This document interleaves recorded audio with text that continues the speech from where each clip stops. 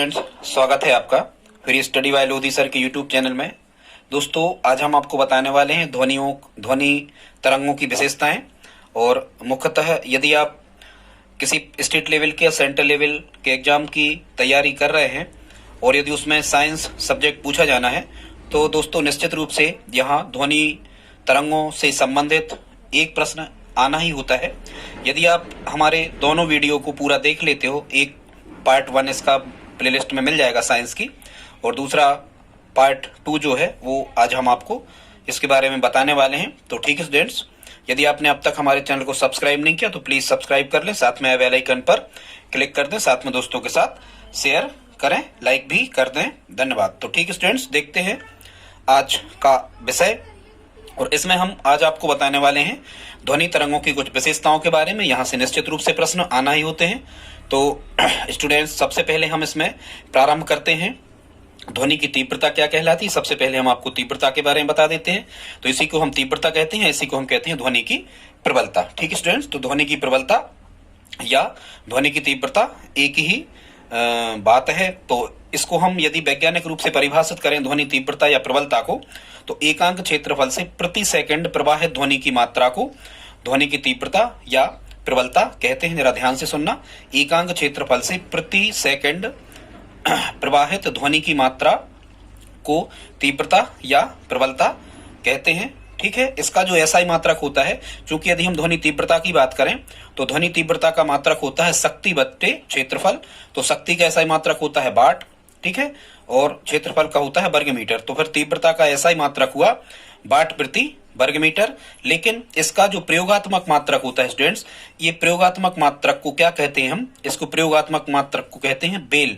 और ध्यान से सुनना, बेल के 10वें भाग को मतलब बेल बट्टे 10, यदि 1 बेल बट्टे 10 हम कर दें तो वो कहलाता है 1 डेसिबल। एक चीज और बड़े ध्यान से सुनना कि ध्वनि प्रबलता स्टूडेंट्स क्या कहलाती है।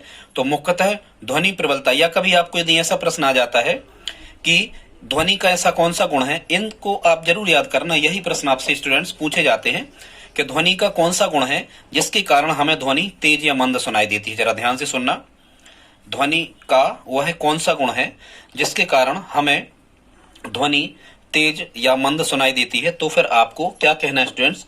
तो आपको कहना है प्रबलता, या फिर इसी को क्या कहना है? तीव्रता। ठीक है, इसमें इतना ही। और एक चीज और ध्यान रखना कि यदि हम कहें ये एक सामान्य व्यक्ति है तो उसके लिए ये प्रबलता मतलब होगी या प्रबल होगी, लेकिन एक बहरे व्यक्ति के लिए प्रबलता शून्य होगी। तो जरा ध्यान से सुनना, जिन व्यक्तियों को सुनाई नहीं देता है उनके लिए प्रबलता का मान या तीव्रता का मान कितना होता है? तो याद रखना 0 होता है बहरे व्यक्तियों के लिए। ठीक है स्टूडेंट्स, अब हम देख लेते हैं ध्वनि का। तो आप सीख गए कि ध्वनि का कौन सा गुण है जिसके कारण ध्वनि तेज या मंद सुनाई देती है। तो इसमें आपको कहना है तीव्रता के कारण। ठीक, अब हम देखते हैं अगला जो गुण है ये है तारत्व। ठीक है स्टूडेंट्स, तारत्व, इसको हम पिच कहते हैं इंग्लिश में। क्या कहते हैं? पिच। तारत्व को इंग्लिश में पिच कहते हैं। तो इसको हम परिभाषित किस रूप से कर सकते हैं कि ध्वनि का वह गुण जिसके कारण हमें ध्वनि मोटी या पतली सुनाई देती है। ध्वनि का वह गुण जिसके कारण हमें ध्वनि मोटी या पतली सुनाई देती है उसे हम क्या कहते हैं? पिच या तारत्व कहते हैं। ठीक है, एक चीज और ध्यान रखना, आवृत्ति और तारत्व जो होता है ये अनुक्रमानुपाती होता है। जिस ध्वनि की आवृत्ति जितनी ज्यादा होगी उसका तारत्व उतना ही अधिक होगा, और जिसकी आवृत्ति कम होगी उस ध्वनि का तारत्व उतना ही कम होगा। ठीक है, तो एक चीज आप समझ गए कि ध्वनि का तेज या मंद सुनाई देना तो ये तीव्रता के कारण होता है। बहुत ऐसे याद रखना कि कोई तेज चिल्लाएगा तो तीव्रता, तेज में भी ता है और तीव्रता में भी ता है, तो इस कारण से ध्वनि तेज या मंद सुनाई देगी तीव्रता के कारण।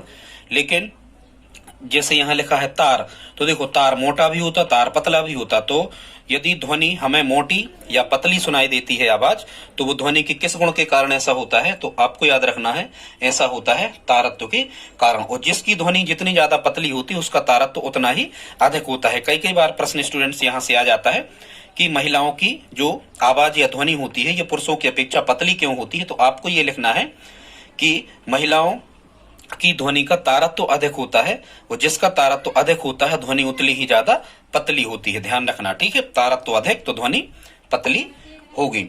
तो तारत्व अधिक होने के कारण महिलाओं की आवाज कैसी होती है? पतली। कभी कभी प्रश्न आता है कि मच्छर की भिनभिनाहट और शेर की दहाड़ में किसका तारत्व अधिक ऊंचा होगा? तो आपको याद रखना है, मच्छर की भिनभिनाहट का तारत्व अधिक ऊंचा होगा, या मच्छर की भिनभिनाहट की आवृत्ति यदि पूछी जाए तो मच्छर की भिनभिनाहट की आवृत्ति अधिक होगी। इस कारण से मच्छर की भिनभिनाहट का तारत्व भी कैसा होगा? अधिक होगा। ठीक है, आप समझ पा रहे? या फिर कई प्रकार के प्रश्न आते हैं, जैसे वे कहें कि एक भैंस की आवाज का तारत्व कैसा होता है? तो भैंस की आवाज यदि मोटी होती है तो हम क्या कहेंगे कि उसका तारत्व कम ही होता है। मतलब आप ध्यान से सुनना, कोई भी दो स्रोत आ जाएं, ध्यान से सुनो आप। जिसका तारत्व अधिक होगा वो ध्वनि पतली होगी। हमें तो पतला तार चाहिए है, ऐसे याद रख लेना। क्या चाहिए हमें? पतला तार चाहिए है। कैसा तार चाहिए है? पतला तार हमें चाहिए है। इसका मतलब क्या होगा कि ध्वनि वही पतली, मतलब वही ध्वनि पतली होगी जिसका तारत्व कैसा होगा? अधिक होगा। इसी कारण से महिलाओं की आवाज कैसी होती है? सुरीली होती है, क्योंकि इनका पिच या तारत्व कैसा होता है? अधिक होता है। समझ गए? आप समझ गए होंगे। ठीक है स्टूडेंट्स, इसके बाद हम देख लेते हैं ध्वनि का अगला गुण। और स्टूडेंट्स, ध्वनि का जो अगला गुण है वो है क्या? गुणता। अगला गुण क्या है स्टूडेंट्स? ध्वनि का अगला गुण है, 3 नंबर पे यहाँ लिखा है गुणता। अब हम गुणता हम किसे कहते हैं, इसे हम देख लेते हैं। तो जिसके आधार पर अलग अलग वाद्य यंत्रों की ध्वनि को हम अलग अलग पहचान सकते हैं, ध्वनि का वह गुण क्या कहलाता है? गुणता कहलाता है। ठीक है, फिर से सुन लें। गुणता ध्वनि का वह लक्षण है जिसके आधार पर हम दो भिन्न भिन्न वाद्य यंत्रों या दो भिन्न भिन्न व्यक्तियों की आवाज को या उनकी आवाज में हम अंतर प्रतीत कर सकते हैं। उसे हम क्या कहते हैं स्टूडेंट्स? क्या कहते हैं? उसे हम कहते हैं गुणता। ठीक है। अब कभी कभी आपको यहाँ से प्रश्न आता है कि ध्वनि का ऐसा कौन सा गुण है जिसमें हम हारमोनियम, सितार, सारंगी, तबला या ढोलक को अलग अलग हम पहचान लेते हैं कि क्या बज रहा है? तो आपको क्या कहना है? गुणता कहना है। ठीक है, क्योंकि अलग अलग यंत्र में अलग अलग गुण होता है। इस प्रकार से। या फिर कभी कभी आपको प्रश्न आता है कि ध्वनि का ऐसा कौन सा गुण है जिसके कारण हम अलग अलग गायकों की आवाज को पहचान जाते हैं कि ये कौन सा गायक है और ये कौन सा गायक है, कौन सोनू निगम है, कौन कुमार सानू है। तो हम किस आधार पर उनको पहचान सकते हैं? तो इसमें भी आपको क्या कहना है स्टूडेंट्स? हम गुणता के आधार पर अलग अलग प्रकार की ध्वनियों को हम पहचान सकते हैं, क्योंकि सोनू निगम के अलग गुण होंगे, कुमार सानू के अलग गुण होंगे, सबके गुण कैसे होंगे? अलग अलग होंगे। तो आप समझ गए। यहाँ से स्टूडेंट्स यही प्रश्न आता है बिल्कुल निश्चित रूप से कि हम बांसुरी, सितार, वायलिन या अन्य प्रकार के जो यंत्र उपकरण एक साथ बज रहे होते हैं उनको हम किस आधार पर पहचान लेते हैं? तो गुणता के आधार पर हम उनको पहचान लेते हैं। ठीक है स्टूडेंट्स, अगला जो क्वेश्चन, अगला जो विशेषता है ध्वनि की, इसको हम कहते हैं अनुरणन। क्या कहते हैं स्टूडेंट्स? इसको हम कहते हैं अनुरणन। अभी अनुरणन क्या कहलाता है आप इसको समझ लो, अनुरणन को। तो कई बार क्या होता है कि ध्वनि का क्रमिक परावर्तन होता है, मतलब कई बार किन्हीं सतहों से ध्वनि टकराकर बार बार, या क्रमिक परावर्तन जिनको हम कहते हैं कि कई बार ध्वनि कई सतहों से टकराकर किसी श्रोता को सुनाई देती है। तो इसी घटना को हम अनुरणन या फिर ध्वनि निर्बंध कहते हैं। ठीक है, मतलब जैसे हम कहें कि कोई व्यक्ति किसी हाल में या कुएं में या जंगल में बहुत तेज आवाज उत्पन्न कर रहा है, या किसी भी ध्वनि स्रोत से यदि आवाज आ रही है तो वो ध्वनि कई बार दीवारों से या वृक्षों से टकराकर फिर उसी को सुनाई देगी या किसी अन्य व्यक्ति को सुनाई देगी। तो यही ध्वनि क्या कहलाती है? यही ध्वनि अनुरणन या फिर ध्वनि निर्बंध कहलाता है। और जितने समय बाद ये सुनाई देती है उसे हम कहते हैं स्टूडेंट्स क्या? अनुरणन काल। अब कई बार आपको एक प्रश्न आता है, कई बार आपको प्रश्न आता है कि किसी सभा, भवन या भवनों की छतों या दीवारों पर ध्वनि अवशोषक पदार्थ या फाइबर बोर्ड, प्लास्टर, पर्दे या फोटो आदि क्यों लगा देते हैं? तो इसको हमें क्या कहना है? उनका अनुरणन कम करने के लिए। ध्यान से सुनना, ठीक है। और अनुरणन काल हम आपको बता चुके हैं। अनुरणन काल क्या कहलाता है कि जितनी देर तक कोई ध्वनि सुनाई देती है, फिर से सुनना, जितनी देर तक कोई ध्वनि हमें सुनाई देती है, जितनी देर तक सुनाई देती है उसे हम कहते हैं अनुरणन काल। जितनी देर तक वो झाई टाइप की बोलती रहती है उसे अनुरणन काल कहते हैं। और फिर प्रश्न कैसा आता है कि क्या काम करने के लिए सभा भवनों की छतों या सभा भवनों की दीवारों पर ध्वनि अवशोषक पदार्थ जैसे फाइबर बोर्ड, प्लास्टिक, पर्दे, फोटो या अखबार आदि चिपका दिए जाते हैं? तो हम कहते हैं अनुरणन कम करने के लिए, क्योंकि नहीं तो आपको इको ध्वनि या प्रतिध्वनि बार बार सुनाई देगी, जिससे आपको जो आवाज, जो बात बताई जा रही है वो स्पष्ट रूप से नहीं सुनाई देगी, इसलिए ऐसा कर दिया जाता है। ठीक है स्टूडेंट्स, अगली विशेषता हम देख लेते हैं। अगली विशेषता है प्रतिध्वनि, और हम इस प्रतिध्वनि को क्या कहते हैं स्टूडेंट्स? प्रतिध्वनि को हम कहते हैं इको। इंग्लिश में प्रतिध्वनि को क्या कहते हैं? तो स्टूडेंट्स, प्रतिध्वनि को इंग्लिश में क्या कहा जाता है? इको कहा जाता है। अब आपको समझना है कि ये प्रतिध्वनि क्या कहलाती है। ठीक है, इसे हम इको ध्वनि भी कहते हैं या फिर इसे हम क्या कहते हैं? प्रतिध्वनि भी कहते हैं। तो इसकी परिभाषा क्या होती है?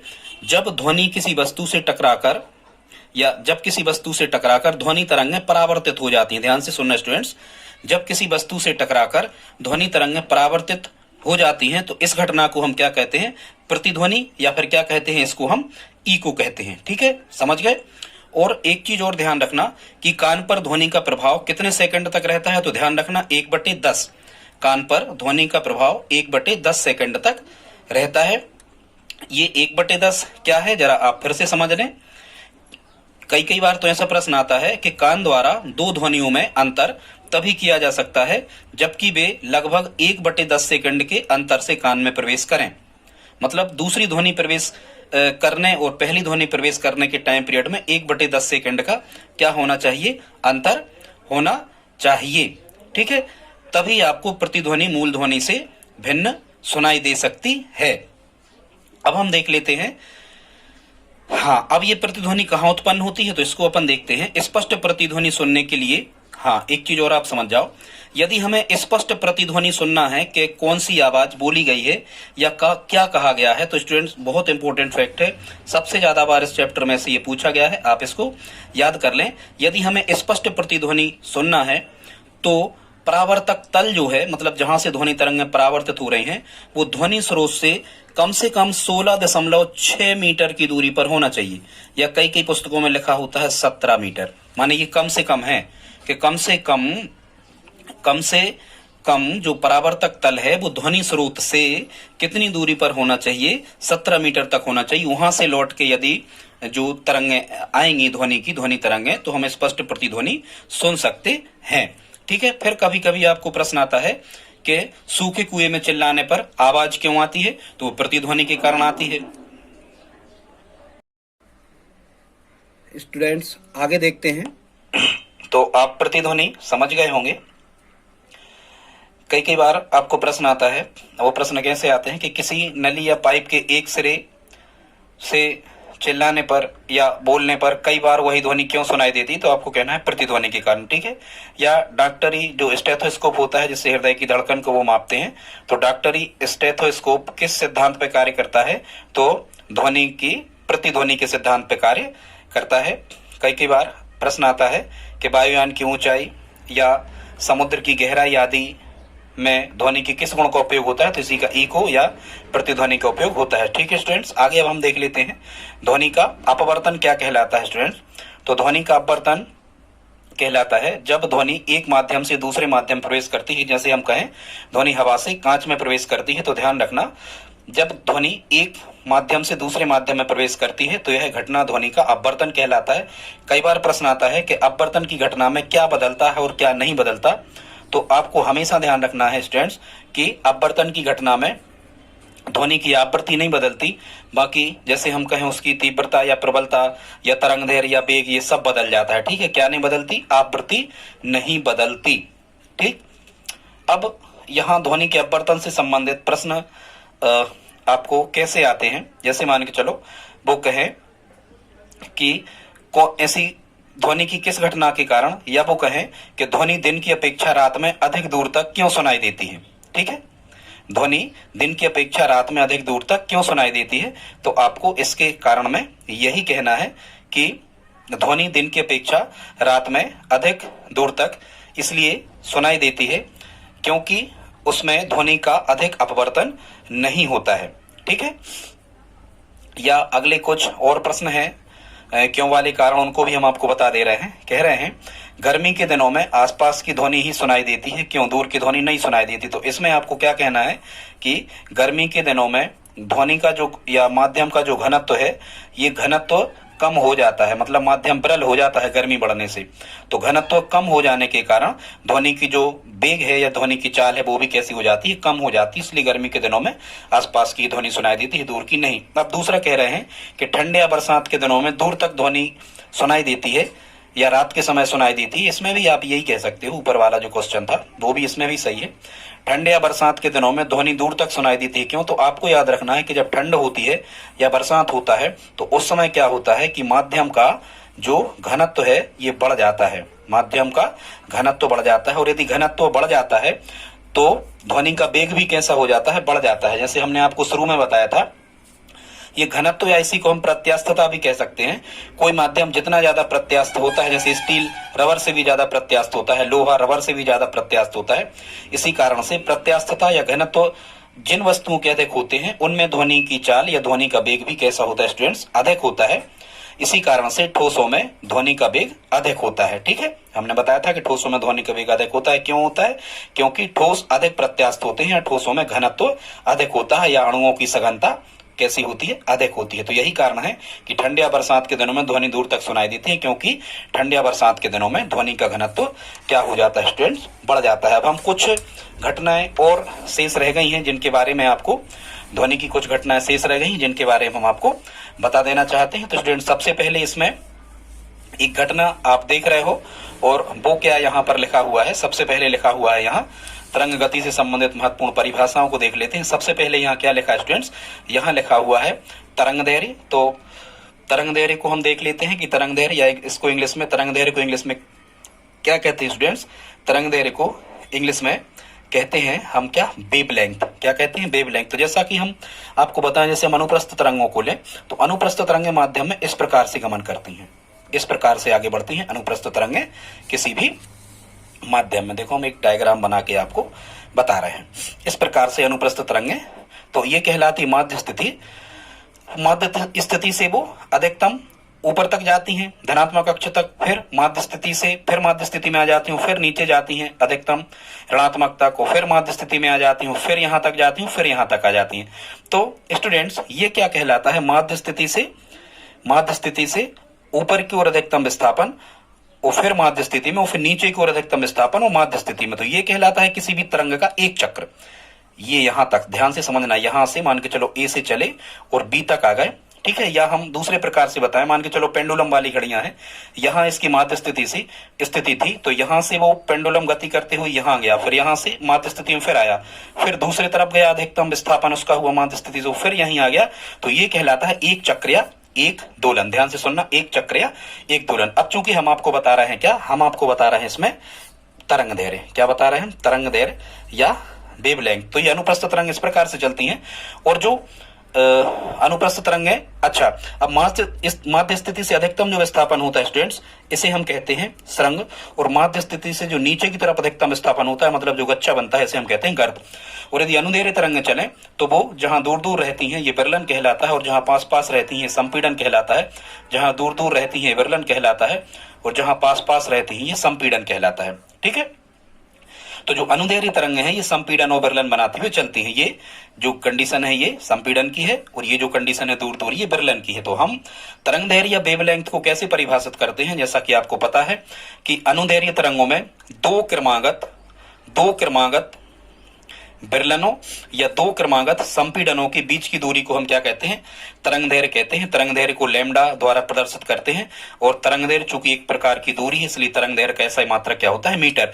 या हम यहाँ कहें तो एक सरंग ये है और एक सरंग ये है, तो हम क्या कहेंगे कि दो क्रमागत सरंगों के बीच की दूरी, मतलब यहाँ से यहाँ तक की दूरी, दो क्रमागत सरंगों या दो क्रमागत गर्तों, अनुप्रस्थ तरंगों में दो क्रमागत सरंगों या दो क्रमागत गर्तों के बीच की दूरी को तरंग दैर्घ्य कहते हैं, लैम्डा से दर्शाते हैं। इसका ऐसा मात्रक मीटर होता है। जैसा कि आपको पता है, लाल रंग की तरंग दैर्घ्य सबसे ज्यादा होती है और बैगनी या नीले रंग की तरंग दैर्घ्य सबसे कम होती है। तो शायद आप समझ गए, और जिस रंग का तरंग दैर्घ्य जितना ज्यादा होता है उसका प्रकीर्णन उतना ही, मतलब फैलाव उतना ही कैसा होता है, कम। तो अब आप, हमें लगता है कि तरंग दैर्घ्य को स्टूडेंट्स समझ गए होंगे।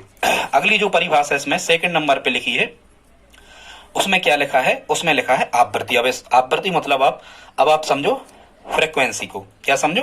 फ्रीक्वेंसी को। ये आवृत्ति में कभी प्रश्न आया, वहां से हमने उठाया है। क्या होता है, जो आपके संगीत में, जो संगीत की ध्वनि में जो 7 स्वर होते हैं, इसमें सर्वाधिक जो सा रे गा मा पा इस टाइप से होते हैं। तो जो सा होता है, सा स्टूडेंट्स ध्यान रखना, इसकी सबसे कम आवृत्ति होती है, माने मिनिमम आवृत्ति होती है सा की। और अब हम कहें सा रे गा मा पा नी, ठीक है। तो जो नी होता है, नी सबसे बाद का 7वां स्वर है, तो नी की जो आवृत्ति होती है ये कैसी होती है? मैक्सिमम। किसी एग्जाम में आया है स्टूडेंट्स, बहुत इंपॉर्टेंट है, आप ध्यान रखो। सा की सबसे कम आवृत्ति होती है और नी की सबसे ज्यादा आवृत्ति होती है। अब हम कहें कि आवृत्ति क्या कहलाती है, जरा ध्यान से सुनना, कि कंपन करने वाली जो वस्तु होती है वो 1 सेकंड में, कितने में? 1 सेकंड में जितने कंपन कर लेती है, या चक्री या किसी प्रकार की गति करने वाली वस्तु है, वो 1 सेकंड में जितने चक्कर लगा लेती है, उन चक्करों की संख्या को हम क्या कहते हैं? आवृत्ति कहते हैं, ठीक है। 1 सेकंड में चक्करों की संख्या को, या 1 सेकंड में कोई वस्तु जितने कंपन कर लेती है, उन कंपनों की संख्या को हम आवृत्ति कहते हैं। और आवृत्ति को हम स्टूडेंट्स कैसे दर्शाते हैं? आवृत्ति को या तो हम एन से दर्शाते हैं, या फिर आवृत्ति को हम एफ से भी दर्शा देते हैं। एन से या एफ से आवृत्ति को दर्शा दिया जाता है। इंग्लिश में आवृत्ति को हम क्या कहते हैं? आवृत्ति को फ्रीक्वेंसी कहते हैं। कभी कभी आवृत्ति को न्यू से भी दर्शा दिया जाता है, भी जैसा बना दिया करे। आवृत्ति को कभी कभी कैसे दर्शाते हैं? न्यू से भी दर्शाते हैं। अब जरा ध्यान से सुनना आप, आवृत्ति का जो एसआई मात्रक होता है, आवृत्ति का एसआई मात्रक होता है हर्ट्ज, ठीक है। रूडोल्फ हर्ट्ज के नाम पे, उन्हीं ने, हेनरिक रूडोल्फ हर्ट्ज, इन्हीं ने खोज करी थी। और ये न्यू जो है वो ग्रीक भाषा का एक अल्फाबेट टाइप है, ऐसा आप याद रख सकते हो। तो एसआई मात्रक क्या होता है? आवृत्ति का हर्ट्ज होता है। इसका एक अन्य मात्रक चक्र प्रति सेकंड भी होता है। क्या होता है? एक दूसरा मात्रक इसका होता है चक्र प्रति सेकंड, ठीक है। मतलब कितने चक्कर लगा लेती है? 1 सेकंड में, ठीक है। 1 चक्कर प्रति सेकंड को ही हम 1 हर्ट्ज कहते हैं। ध्यान से सुनना, 1 चक्र, या कई बार वहां लिखा होता है कि कंपन प्रति सेकंड, एक ही बात है, कंपन या चक्र। कंपन प्रति सेकंड को भी हम क्या कहते हैं? या 1 कंपन प्रति सेकंड को हर्ट्ज कहते हैं, या फिर हम 1 चक्र प्रति सेकंड को भी क्या कहते हैं? हर्ट्ज कहते हैं। मतलब ये एक ही बात है, ध्यान से सुनना। और कई बार एग्जामिनर ये पूछ लेता है कि 1 किलो हर्ट्ज में कितने हर्ट्ज होते हैं। तो कभी भी यदि किलो आ जाए तो यहाँ आप 1000 लिख देना, कभी भी पूछा जाए, ठीक है। 1 मेगावाट में कितने किलोवाट, ऐसे तो 1000, मतलब किलो मिल जाए तो 1000 ही कहना है आपको। ध्यान, 1 किलोग्राम में 1000 ग्राम, एक, ठीक है, लीटर में 1000 मिलीलीटर, ऐसे किलो शब्द आ जाए तो 1000 ही आपको लिखना है। तो शायद हम समझ गए कि आप आवृत्ति को समझ पा रहे होंगे। आगे हम आपको अन्य संबंध भी बताने वाले हैं स्टूडेंट्स। अब हम देख लेते हैं अगली जो परिभाषा है, ये परिभाषा स्टूडेंट्स काय की? आवर्तकाल की। अब हम कैसे देख लेते हैं? आवर्तकाल को देख लेते हैं। तो आवर्तकाल क्या कहलाता है? तो स्टूडेंट्स, आवर्तकाल कहलाता है किसी जो भी तरंग है उसको 1 चक्कर में, मतलब कितने में? 1 चक्र पूरा करने में जितना समय लगता है, 1 चक्र पूरा करने में जितना समय लगता है, उस समय को ही हम क्या कहते हैं? आवर्तकाल कहते हैं। और मुख्यतः जो आवर्तकाल के यदि हम फार्मूला कहें, कई बार पूछ लिया जाता है, आवर्तकाल टाइम मतलब टी से दर्शाते हैं। जो आवर्तकाल होता है वो आवृत्ति का व्युत्क्रम होता है। मतलब हम ऐसा भी कह सकते हैं कि आवर्तकाल बराबर 1 बटे आवृत्ति, या फार्मूला में हम ऐसा भी कह सकते हैं टी बराबर 1 बटे न्यू भी हम कह सकते हैं। न्यू को कैसे दर्शा रहे थे हम? आवृत्ति को, मतलब, या हम आवर्तकाल की परिभाषा ऐसे भी दे सकते हैं, आवृत्ति के व्युत्क्रम को आवर्तकाल कहते हैं और आवर्तकाल के व्युत्क्रम को आवृत्ति कहते हैं। जब आवृत्ति निकालोगे तो 1 बटे टी निकल के आएगा, ठीक है। ये संबंध भी आप याद कर लेना, ठीक स्टूडेंट्स। अगली जो परिभाषा है, अगली परिभाषा क्या है? आयाम की। आयाम को इंग्लिश में एम्पलीट्यूड कहते हैं, ठीक है। आयाम को इंग्लिश में क्या कहते हैं स्टूडेंट्स? एम्पलीट्यूड कहते हैं। और आयाम भी एक प्रकार का क्या है? आयाम भी एक प्रकार की दूरी है। जैसे हम आपको बता रहे थे अभी, जैसे हम बताएं कि अनुप्रस्थ तरंगों में हम बता रहे थे कि अनुप्रस्थ तरंगें इस प्रकार से सुरंग और गर्त बनाते हुए आगे बढ़ती हैं। तो क्या होता है कि ये होगा इसकी माध्य स्थिति। सो माध्य स्थिति से यहां भी अधिकतम विस्थापन हुआ, और अब देखो माध्य स्थिति से यहां नीचे की ओर भी अधिकतम विस्थापन हुआ। तो स्टूडेंट्स, आयाम हम आपको बता रहे थे एम्पलीट्यूड, ये आयाम क्या कहलाता है कि किसी तरंग का माध्य स्थिति से किसी भी एक ओर अधिकतम विस्थापन, मतलब एक ओर अधिकतम विस्थापन, मतलब क्या होता है, दूरी। बस अंतर ये है कि विस्थापन सदैव से दूरी अदे से। तो एक और अधिकतम विस्थापन को हम क्या कहते हैं, आयाम कहते हैं। इसे हम यहां से यहां तक की जो दूरी है इसे आयाम कहते हैं। और आयाम को मुख्यतः किससे दर्शाया जाता है, इस माले द्वारा दर्शाया जाता है। और ध्यान रखना, आयाम का जो एसआई मात्रक होता है, चूंकि आयाम एक दूरी है इसलिए आयाम का एसआई मात्रक स्टूडेंट्स क्या होता है, आयाम का एसआई मात्रक क्या होता है, मीटर ही होता है। ठीक है, आप समझ पा रहे होंगे। अब हम देख लेते हैं अगली जो परिभाषा बची है, इसमें क्या बचा है, ध्वनि की चाल या ध्वनि का वेग हम किसे कहते हैं। तो सिंपल सी परिभाषा है ध्वनि चाल या ध्वनि वेग की। हम इसको तो यही समझा दे रहे हैं, यहाँ पर जगह बची हुई है। तो स्टूडेंट्स आप समझो कि ध्वनि की स्पीड या ध्वनि की चाल क्या कहलाती है। तो इसको हम कहते हैं 1 सेकंड में तरंग द्वारा चली गई दूरी। क्या कहते हैं, 1 सेकंड में तरंग, 1 सेकंड में तरंग द्वारा चली गई दूरी को ध्वनि का वेग या ध्वनि की चाल कहते हैं। और वैसे स्पीड का सूत्र वही होता है चाल का। चाल बराबर क्या होता है, दूरी बटे समय। चाल बराबर speed equal distance upon, speed equal distance upon क्या होता है, टाइम होता है। आप याद रखना एक चीज और, कभी कभी आपसे संबंध पूछा जाता है। ये संबंध बहुत इंपॉर्टेंट फैक्ट है स्टूडेंट्स, इसको आप तैयार कर लें। इसको हम तरंग समीकरण भी कहते हैं। और तरंग समीकरण क्या होता है स्टूडेंट्स, तो ये तरंग समीकरण होता है ये, ठीक है, v बराबर एन लैम्डा, ठीक है, या कई बार यहां लिख देते हैं न्यू लैम्डा, एक ही बात है, याद रख लें। v बराबर क्या होता है, एन लैम्डा। इसमें जो ये v है मतलब वेलोसिटी, ये वेग कहलाता है। v को हम चाल कहते हैं इसमें। और n माने नंबर ऑफ वेव्स, मतलब तरंगों की संख्या 1 सेकंड में, तो वो क्या कहलाती है, आवृत्ति। n यहाँ पर क्या है स्टूडेंट्स, न्यू भी लिख सकते, कई बार न्यू लैम्डा भी लिख सकते।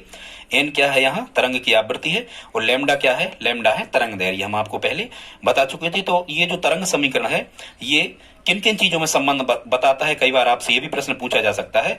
तो ये जो तरंग समीकरण है ये तरंग चाल, तरंग आवृत्ति और तरंग दैर्घ्य में संबंध बताता है स्टूडेंट्स। कई प्रकार की न्यूमेरिकल्स क्वेश्चन, जिनमें चूंकि इसमें कितनी अननोन राशियां हैं, कितनी अज्ञात राशियां हैं, 3 अज्ञात राशियां हैं, भी मतलब वेग, आवृत्ति और तरंग दैर्घ्य, इनमें से किन्हीं भी 2 के मान यदि हमें दिए हो तो इस फार्मूला में मान रख करके हम तीसरी अज्ञात राशि का मान यहाँ से निकाल सकते हैं। ठीक है स्टूडेंट्स, जल्दी जल्दी में हमने आपको बता दिया। यदि आज का वीडियो आपको अच्छा लगा हो, ये हमारा पार्ट 2 था। पार्ट 1 हम पहले ही अपलोड कर चुके हैं, प्लेलिस्ट में जाकर के उसे भी देख सकते हैं। यहाँ से ज्यादा प्रश्न, मतलब जितना हमने आपको स्टूडेंट्स बता दिया, इससे ज्यादा प्रश्न आने के चांस नहीं है। यदि आप इतना तैयार कर लेते हो तो निश्चित रूप से आप ध्वनि संबंधी सभी प्रश्नों को आसानी से हल कर पा रहे होगे। एक वीडियो हम और अपलोड कर देंगे जिसमें हम डॉपलर प्रभाव और सांगीतिक स्केल वगैरह के बारे में भी आपको बता देंगे। यदि आपको आज का वीडियो अच्छा लगा हो तो प्लीज वीडियो को लाइक कर दें, सब्सक्राइब कर लें और साथ में अपने दोस्तों के साथ शेयर करें। मिलते हैं अगले वीडियो में, धन्यवाद।